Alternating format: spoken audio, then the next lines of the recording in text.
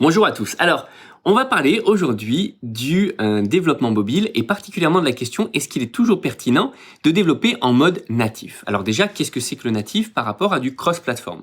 Le natif, c'est quand on va chercher à développer dans le langage du constructeur, que ce soit pour iOS avec des téléphones Apple ou pour Android avec des téléphones qui utilisent le système Android. Donc ça peut être toutes les autres marques typiquement.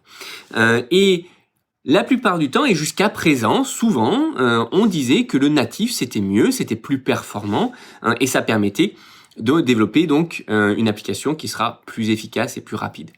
Sauf que aujourd'hui, quand on est une startup et même quand on est une grande entreprise, franchement, ça n'a plus d'intérêt de développer en natif.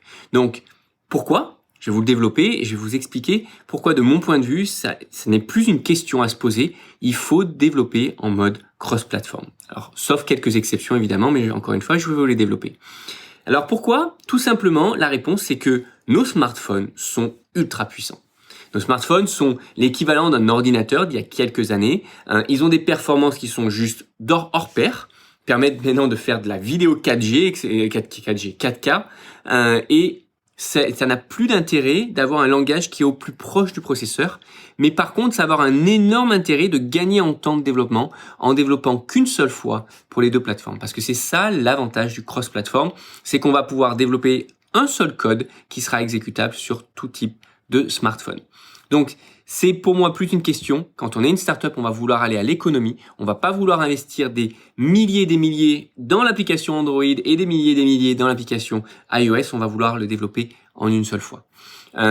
Les seuls cas concrets où c'est plus utile encore d'être sur du natif, c'est quand on va avoir vraiment besoin de performance hors pair. Donc typiquement, les jeux avec de la 3D, les jeux qui ont des vrais besoins de performance, les applications qui vont aussi traiter de la vidéo, parce que pour le coup, la vidéo, il va falloir être au plus proche du matériel, au plus proche des capacités du téléphone.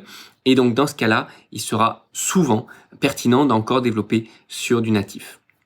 Si on a aussi des applications qui utilisent de la VR ou de la réalité augmentée, ça pourrait être encore pertinent d'utiliser des applications de type native, même s'il y a quand même le framework Unity qui permet aujourd'hui de développer sur les deux plateformes et qui est également extrêmement efficace, même si ça intègre de la vidéo, même si ça intègre beaucoup de réalité augmentée, etc. Je vais donner un autre exemple, même les applications de type e-commerce, type Amazon, etc., aujourd'hui n'utilisent plus du natif, elles utilisent des cross-platforms et en l'occurrence des technologies web pour développer leurs applications. C'est simplement plus rapide, plus simple à maintenir. Quand on met à jour une application, on met à jour l'application de tout, que ce soit sur le site web en mode responsive ou que ce soit les applications de type mobile. Il y a d'autres technologies, je pourrais développer éventuellement dans un autre épisode s'il y a besoin, mais en tout cas, la réponse est-ce qu'il est toujours nécessaire et pertinent de développer en natif en 2021 ? La réponse est clairement non, particulièrement si vous êtes une startup. Vos téléphones sont trop puissants, nos téléphones sont beaucoup trop puissants aujourd'hui pour se permettre ce luxe-là, alors que l'on a besoin de se focuser sur l'utilité de notre application, sur l'efficacité de ce qu'elle va apporter à nos utilisateurs, et il va falloir être capable d'itérer plus rapidement et donc ne pas avoir des surcoûts de développement. Voilà, j'espère que ça vous aidera sur votre projet. En attendant, je vous souhaite une très bonne journée et je vous dis à très bientôt.